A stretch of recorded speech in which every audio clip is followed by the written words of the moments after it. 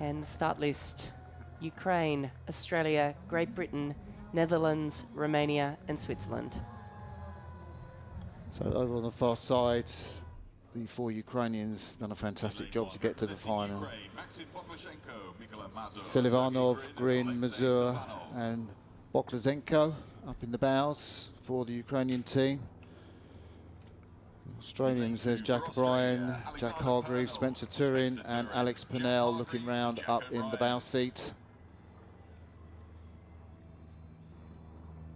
The British, Freddie Davison from Oxford Brookes, Dave Ambler from Oxford University, Sam Nunn from Oxford Brookes and Will Stewart from Leander Club. There's the Dutch crew. Rick Rinks in the stroke seat, Sander de Graaf, Ruben Nab and Ralph Rinks up in the bows in a centre lane for the Netherlands. All 3 of the silver medal for Florin Lahaci in the stroke seat, Stefan Barairu, Miguel Semenichuk and Mihata Tiganescu in the bow seat furthest away from us. Swiss 4 done a great job to get here. Tim Roth in the stroke seat from Cal, Adrian Gulick. It's come, I think, from Yale, Joel Schrich in 2 seat, Roman Riesli up in the bows.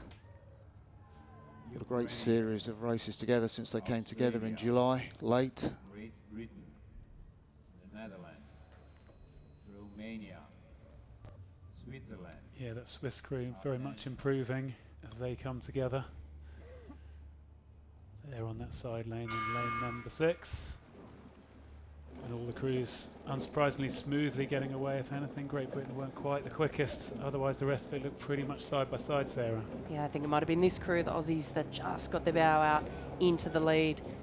Bow 3 of that crew, Alex Purnell, Spencer Turin, Jack Hargreaves, Olympic gold medalist, Jack O'Brien coming in from the men's 8. That placed 6th into the stroke seat. Yeah, and this Dutch crew, really flat draw, isn't it, at the front end of the stroke, just the spoons buried. Romania have gone out in front, half a length lead over Britain. I wonder how costly that might be as we go through this race towards the finish. The British crew are strong in the middle 1,000, but the Romanians have gone out with purpose. Yeah, well, you said it about these Romanians. 3 of them have silver medals from the Tokyo Olympics, so they know what it's all about. And they're taking it out pretty solidly, pretty hard, dead flat, calm conditions. Romania leading, the rest of the field all pretty tight. It's just Australia showing in second. But I think a reasonable recovery almost from the British now to be sort of just squashed right in the middle there. They do really row so well, the British, so economical. It gives them the chance to actually move that boat quite quickly through the middle 1,000. The Australians, their aggressive style of rowing. Yeah, and a real contrast between the Australians, then you flick over onto the British, where the British kind of the faces are all sort of calm and quiet behind their sunglasses. You look at the Australians, I think it's particularly Spencer Turin in the 2 seat. You can really see that he's giving it everything he can. But the Aussies, their bow popping out into the lead. Just a canvas perhaps over the British now. The Romanians coming out at 49 strokes per minute, but as they're bringing that rate down, their boat speed dropping as well. The Aussies down on 39, Britain on 38. So really trucking into their mid-race rhythm here as we get a great shot there of the Aussie 4. 3 men from Sydney Uni Boat Club, Jack and Alex, and Spencer Turin from Sydney Rowing Club. You know, they have smoothed out the Aussies, I think, since that semi-final row, since I saw them win that gold medal in Poznan. Spencer Turin in the 2 seat, he's not heaving it as much towards the back end of the strokes, more smooth application of power. Talk about smooth application of power. This Swiss 4 look pretty smooth in terms of the way they're moving together. As you say, they've all been out at different universities, come together now here for the World Championships, but the field's just getting away from them. Australia at the front there. They'd taken that canvas lead or so, a deck on the British boat, and the British seem to have held them at that right now. So strong, the British team, that you can have a guy like Dave Ambler on the boat race with Oxford this year, jump in the 3 seat ahead of Matthew Aldrich, who did come here to row in the 3 seat, and they go so fast.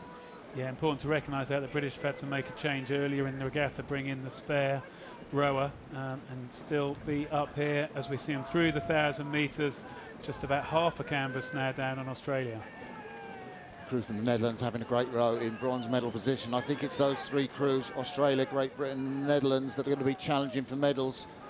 Australia still kept that canvas lead, and Great Britain, what are they, a third of a length up on the Netherlands. all to play for in this third quarter as we get that drone shot.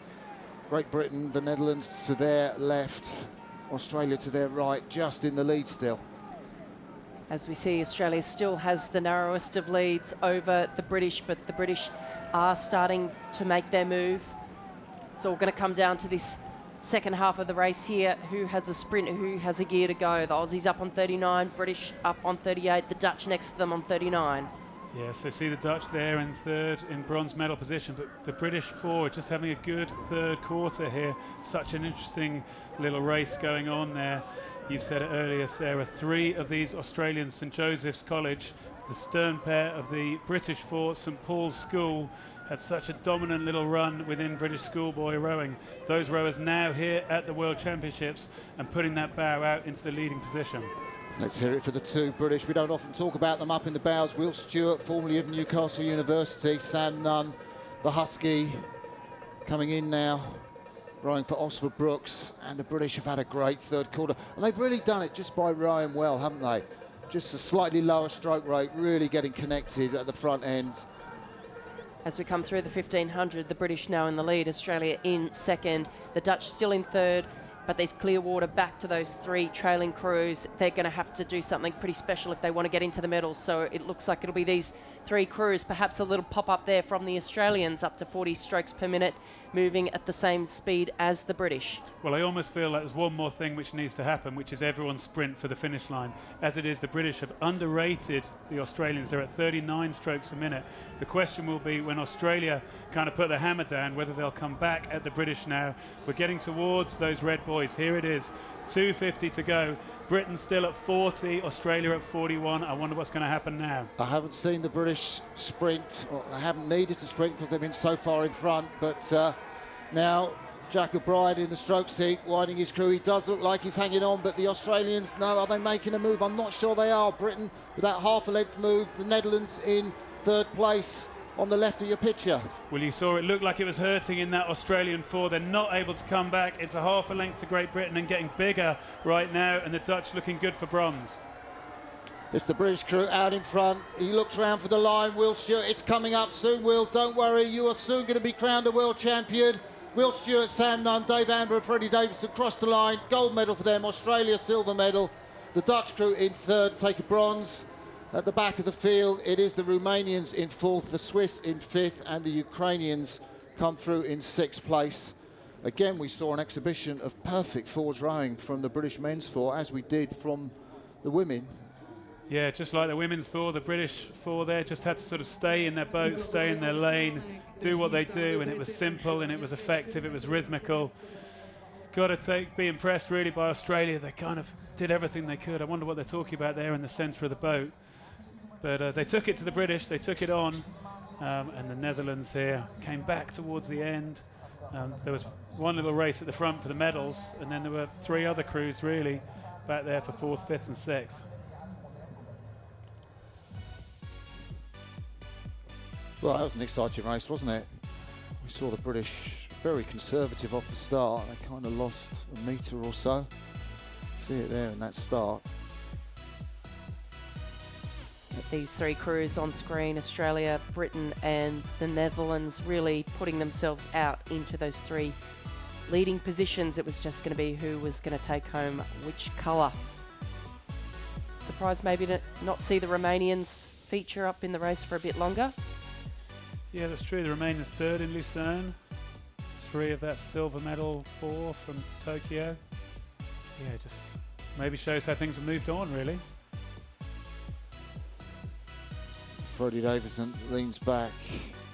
The excellent stroke man of the British crew, Dave Ambler. Hats, the former Cambridge University stroke man on the shoulder. So confirmation there, the 3 medals, Great Britain, Australia and the Netherlands. And then a bit of a gap really, Romania, Switzerland and Ukraine. Great Britain.